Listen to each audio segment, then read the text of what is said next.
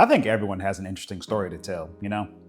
No matter how exciting or mundane you think your life is, you should just tell yours. I think as I've gotten older, I've definitely become more of a yapper. I just really enjoy talking about the things that I'm interested in, but I also really enjoy listening to others talk about the things that they're interested in or that they're passionate about. And I think that's one of the main reasons I started YouTube and why I'm having so much fun with it right now, because all I have to do is turn on my camera and yeah, random story time. Yeah, topic that I think is cool. Yeah, what I had for lunch yesterday. Yeah, and that just got me thinking. I really enjoy listening to a good story, so why not make a video about why storytelling is so important to me and why I think it's such a good skill to have. I think one of the best parts about my job, my career, is the fact that I meet so many different people with so many different types of stories and backgrounds. For example, I have this one patient that I've been working with at this new clinic that I'm in, and they are super passionate about running. Like, they run multiple marathons a year, they hold multiple records, they've been all over the world just for the sake of running.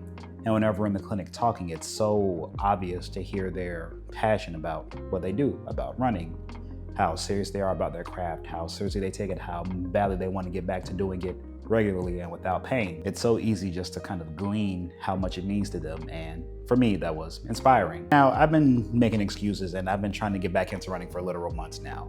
For some reason, every time I think about putting on my shoes, I just find an excuse or I find a reason just to not do it. But that was until I started talking to this patient, until I started treating them. Again, just hearing all the passion that they have, all the things that they've done, all the things they want to get back to doing, that was enough to motivate me to stop making excuses and to just go, to just run. And I think that's what a good storyteller does, you know. They motivate you, they inspire you to take action, and they make you want to make a change. And this is a regular patient of mine. This isn't a professional athlete. This isn't someone, you know, born with extraordinary talents. This is a regular person with regular problems that I just so happen to meet with my job that is just so passionate about what they do that they were able to convey it on a level that made me want to make a change. And that's so dope, because that translates so well over to YouTube. That's always been the content that resonates the most with me and the content that I aspire to be really good at. Videos that just tell good stories. Lifestyle content is pretty cool because you get to hear these people's perspectives about their life and the things that they're going through. Vlogs are really cool because a lot of the time you don't even have to have audio. Sometimes people just show vlogging clips and you get to see what people's lives are just through those clips. Flashy, it's not perfect, it's just real life, because that's what sticks with people. I don't really have like a niche or anything specific that I want to talk about on this channel just yet, and I don't know if I'll ever get to that point because, again, I just really enjoy yapping. I like to yap. And after doing YouTube for a couple of months now, I think that's the perfect place to start for anybody, because literally all you need to do is turn on your camera and talk. I don't want to hear any excuses about, oh my God, my life is so boring. Nobody will want to hear me talk. What am I even going to talk about? just do it. Just yap. But I get that, because that was me for the longest time.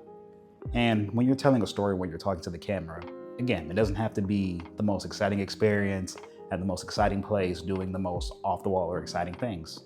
Just tell your stories. I've learned that there's just so much power in simplicity and just being relatable.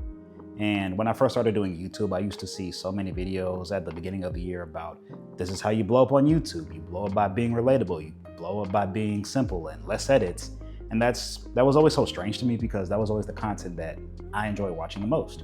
Simple, relatable content about that creator. What you do for work and how you got in the position that you're in, a hobby that you picked up and how you got into that hobby and what makes it so cool and so fun for you. A funny story time about a past experience. Again, just simple, relatable concepts that create simple, relatable stories.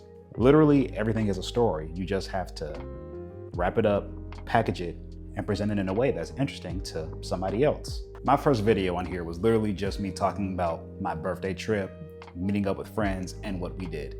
At first, it was very awkward. I didn't like the way I sounded, but I did it, I recorded it, I edited it, and I posted it.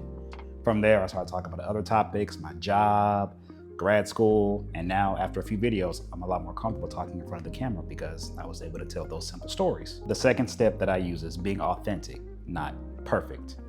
When I first started recording myself, I used to get so self-conscious about when I made mistakes on camera. When I stuttered or something didn't sound right or I felt like I sounded stupid, I spent so much time re-recording things or just editing things down so that the video wasn't as long or kind of what I felt like it should be. And after a while, I just said, who cares? A lot of the times when you tell stories in person, you don't tell them perfectly. You stutter, you might say something funny, you might sound a little weird, but again, that's real, that's authentic. It's not perfect. So why should that be so different on YouTube? I leave in way more mistakes or little imperfections than I did before, and I feel like my videos have gotten just a little bit better since then. Number 3, never underestimate your own personal experiences or your own personal perspectives. No one has lived the exact same life as you, and no one has done the exact same things as you. No one thinks the way that you do. So talk about that. You never know what somebody else might find inspiring. Again, literally just somebody talking about how much they enjoy running got me to get up my ass and go run. And again, that can apply to literally everything. So don't downplay your experiences. Even if what you think isn't that exciting, you never know what's going to be exciting to somebody else. It's so funny that I'm like giving advice, even though this is something that I'm still working on myself. But again, tell your stories. You never know who might find what you have to say interesting. But other than that, that's all I have for today. Thank you for watching.